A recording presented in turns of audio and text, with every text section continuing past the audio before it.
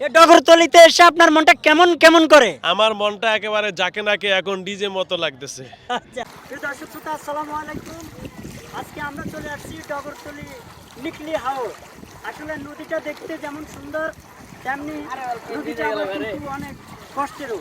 তো এই যে আমরা বিশাল জলরাশি দেখতেছি, এখানে আসলে অসংখ্য লোকজন ঘুরতে আসে এবং বিকেলবেলা অনেকেই এখানে চলে আসে ঘোরার জন্য পরিবার পরিজন নিয়ে। তো আপনারা পিছনে দেখতে পাচ্ছেন অনেক লোক অলরেডি গোসল করতেছে। তা আসলে এই জায়গাটা প্রতি বছর আমরা অনেক মানে আত্মীয় স্বজন অনেকের আত্মীয় স্বজন হারা অনেক স্টুডেন্ট হারিয়ে যায়।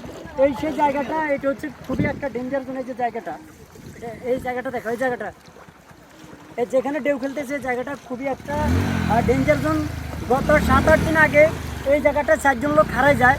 পর হচ্ছে 2 জন ডুবুরি এসে 2 জনকে উদ্ধার করে। একজন অলরেডি মানে শেষ, আরেকজনকে কোনো মতে টানে এসে সে হচ্ছে মানে কিনারে আসে। তো এই হলো অবস্থা। এখানে যারা হচ্ছে ঘুরতে আসেন এবং গোসল করতে আসেন এই ডগরতলিতে, আমি সবার কাছে বিনীত অনুরোধ করব, আপনারা অবশ্যই সতর্কতার সহিত এবং সাবধানতার সহিত এই জায়গাটা ঘুরবেন এবং ঘুরতে আসবেন। এই যে এখান দিয়ে পানিটা স্রোত প্রবাহিত হচ্ছে, আর তার হচ্ছে ডান পাশে এই জায়গাটা অনেক প্রতি বছরের জায়গাটা অনেক মানুষ হারা যায়। তো আপনারা খুবই সাবধানে মানে এই জায়গাটা যখন আসবেন পরিবার পরিজনকে নিয়ে সবাই সবার হাত ধরে রাখবেন। আর যারা হচ্ছে সাঁতার জানেন না তারা অবশ্যই নিচে নামবেন না। আর যারা সাঁতার জানেন নামলেও আপনার মানে বাম পাশে থাকবেন, এই যে রোডের বাম পাশে থাকবেন। আমরা জানি একটা মৃত্যু সারা জীবনের কান্না, আপনজন হারানোর যে কি বেদনা, এটা যারাই হারায় তারাই কিন্তু জানে। আসসালামু আলাইকুম। ওয়ালাইকুম আসসালাম। হুজুর কেমন আছেন? আলহামদুলিল্লাহ। এই ডগরতলিতে এসে আপনার মনটা কেমন কেমন করে? আমার মনটা একেবারে যাকে নাকে এখন ডিজে মতো লাগতেছে।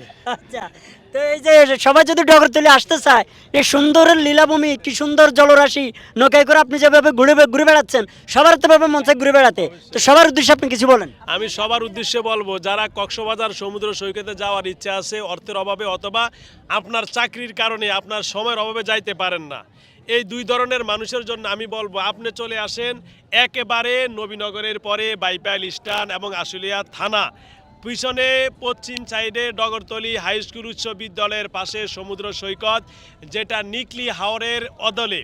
এখানে আপনারা আসতে পারবেন, সেই সকলের বিনোদন। আপনার এখানে কোনো খরচ নাই, মাত্র অল্প টিকিটের মধ্যে চলে আসবে। এখন যারা হচ্ছে পরিবার পরিজন নিয়ে বাচ্চা নিয়ে ঘুরতে আসবে, তাদের ব্যাপারে আপনার কি অনুভূতি বা কিছু বলেন?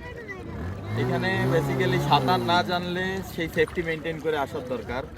আর বাচ্চা কাচ্চা নিয়ে আসলে সেই বাচ্চা কাচ্চার যেন হাত ধরে থাকে এবং বাচ্চা কাচ্চা যেন সাঁতার না জানা অবস্থায় যেন ডিরেক্ট পানিতে না নামে, সেদিকে অবশ্যই গার্জিয়ানদের খেয়াল রাখার দরকার। অসংখ্য ধন্যবাদ। সবাই ভালো থাকবেন, সাবধান থাকবেন। দেখাবো অন্য ভিডিওতে। আসসালামু আলাইকুম।